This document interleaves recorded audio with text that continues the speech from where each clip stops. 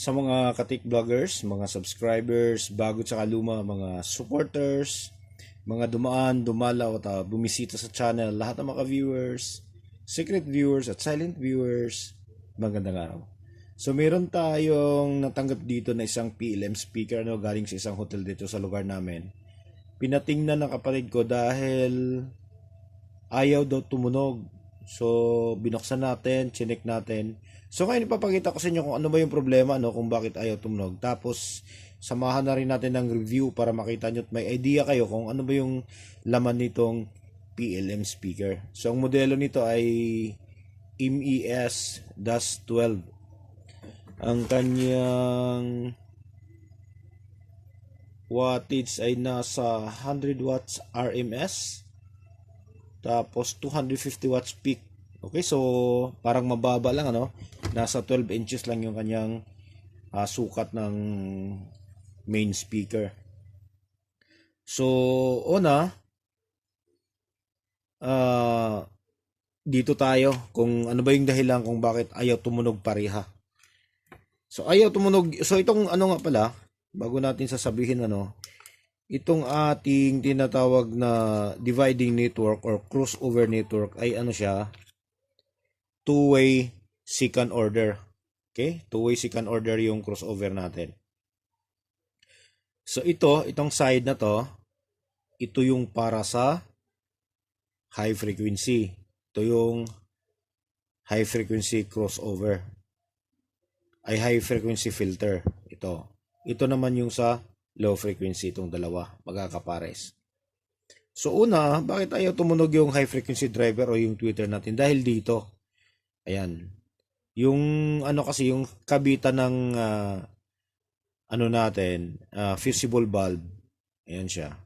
Ito kung titingnan natin ng maigi, wala na dito sa kabila, nabali na. Kaya ito, nakaganyan na siya.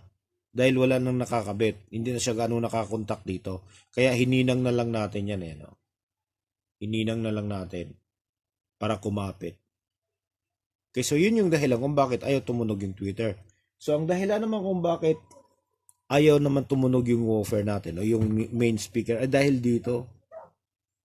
Ayan, tingnan nyo ng maigi yung isang paa ng inductor natin.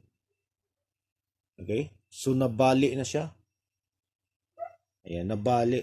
Ito yung kabali niya Ayan. Ayan siya. Ayan, nabali.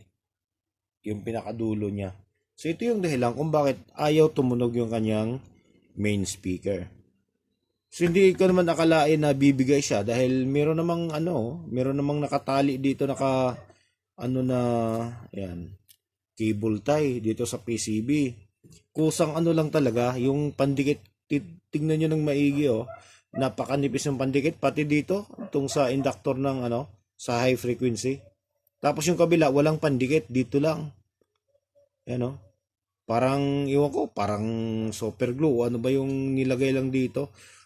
So, bumigay, lumuwang siguro, kaya sa katagalan ng gamit, sa lakas ng vibration ng speaker, kaya naputol yung paa.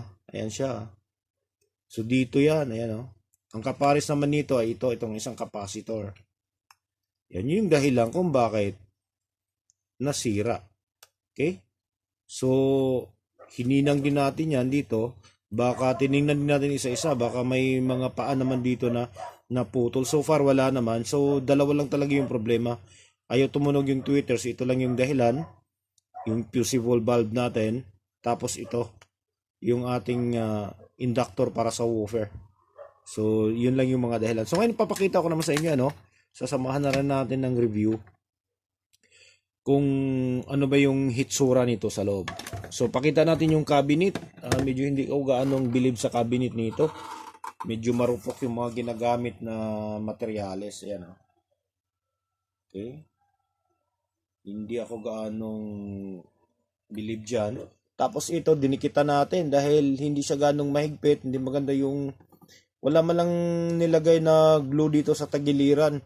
Kusang lang talaga, kusang sinalpak lang to. Okay? So dito ako, ito nga pala sa wire. Pinalitan na rin natin ng nilagyan na rin natin ng magandang klaseng wire dahil yung kanyang original ay hindi ako gaanong natutuwa dahil ayan napakaliliit Ayan. So pwedeng sa kalaunan ay mababali din to kasi nakahinang lang to tapos walang nakalagay na dito, walang nakalagay na glue dito sa puno. Dapat may nakalagay na glue dyan para hindi gagalaw to. So lalagyan pa natin yan. Okay, kaya ayan, nagbago na tayo ng magagandang klaseng wire. Okay, so dito, titingnan nyo 100 watts RMS lang yung dividing network or crossover network. Pero tingnan nyo naman, hindi siya tipid. Napakaganda nung pang base na inductor. Ayan, ang kapal. Ano ba to? Nasa 0.7 millihenry. Ayan yung kanyang impedance. Ayan siya.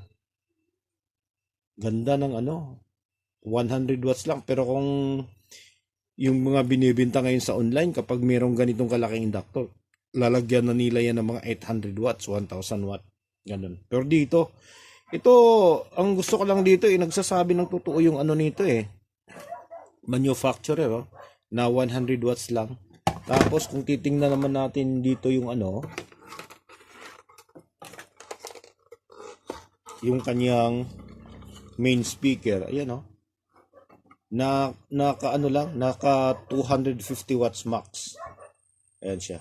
Pero tingnan nyo naman kung gaano kalalaki Kung ikukumpara mo to ngayon sa mga bagong ganitong speaker na nabibili natin online, siguro ang nakalagay na wattage nito sa ganitong kalaking magnet ay hindi bababa sa 400 watt. Okay? Tapos isa pa dito sa nagugustuhan ko na maganda ay yung kanyang horn tweeter. So ito yung kanyang driver. Yan tingnan nyo ng maigi 100 watt RMS 8 ohm, 200 watt max. Pero tingnan mo kung gaano siya kalaki. Okay? Tingnan mo kung gaano kalaki. 100 watt lang. Kung ikukumpara natin dito, saan ba isang tweeter natin?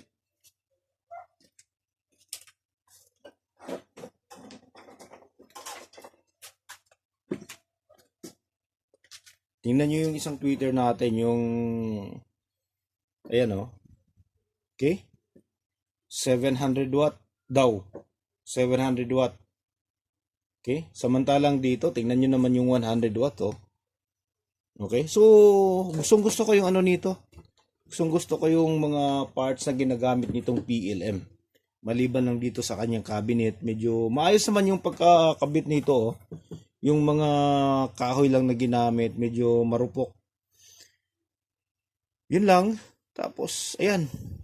Para naman malaman nyo at may idea kayo kung gusto nyo bumili ng mga ganitong klaseng speaker. So, napakaganda.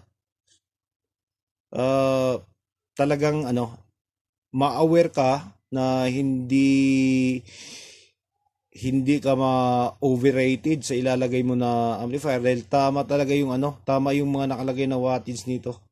Saktong-sakto. Kaya, ayan, maganda gamitin to. Yan, tingnan nyo. Gaganda ng mga gamit. So, hanggang dito na lang, So, at least meron tayong na-share sa inyo. At nasabi rin natin kung ano yung problema, bakit nawala yung buong sound talaga nung Twitter tsaka yung sa woofer niya. Kung ano yung mga dahilan at ano yung mga dapat i-check natin, babantayan kapag nakasalubong tayo ng mga ganitong problema. So, hanggang dito na lang. Maraming salamat. God bless at bye-bye.